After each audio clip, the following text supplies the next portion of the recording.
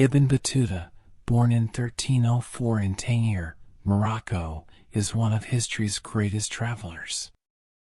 Over the course of nearly 3 decades, he journeyed across the Islamic world and beyond, covering more ground than almost any other explorer of his time.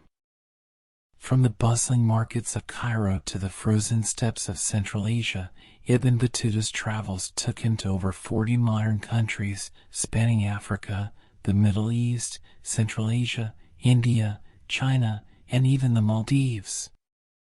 His epic journeys offer a fascinating glimpse into the interconnected world of the 14th century.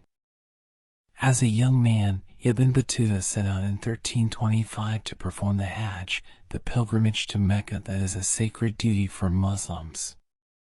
This pilgrimage was supposed to be a relatively straightforward journey, but for Ibn Battuta, it became the start of an extraordinary adventure. Once he reached Mecca and completed the Hajj, he decided to keep traveling, driven by curiosity and a desire to learn about the diverse cultures, people, and landscapes of the Islamic world. Ibn Battuta's travels were remarkable not only for their scope but also for their timing. The 14th century was a period of relative stability in many parts of the world, thanks to the Pax Mongolica, which made trade routes like the Silk Road safer for travelers. This allowed Ibn Battuta to venture deep into territories that were both familiar and foreign. He traveled through North Africa, visiting cities like Cairo and Alexandria, marveling at their architecture and vibrant markets. He crossed the Arabian desert to reach Mecca and Medina, immersing himself in the spiritual heart of Islam. But Ibn Battuta didn't stop there. He traveled eastward to Persia and Iraq, exploring the remnants of ancient empires and bustling cities. He ventured into the Indian subcontinent, where he was welcomed by the Sultan of Delhi, who appointed him as a judge. Ibn Battuta spent several years in India, observing its complex society and diverse traditions.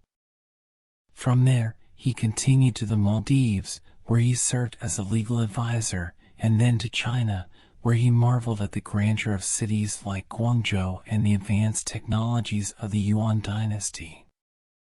What makes Ibn Battuta's story so captivating is not just the distances he traveled but the vivid details he recorded about the people and places he encountered.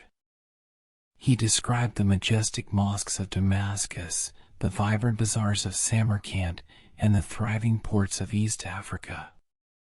His accounts reveal a world that was deeply interconnected, with trade, culture, and religion linking distant regions.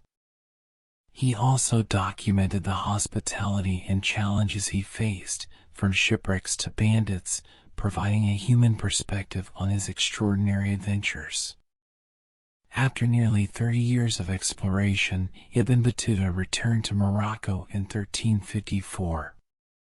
By this time, he had traveled an estimated 75,000 miles, more than 3 times the distance covered by Marco Polo.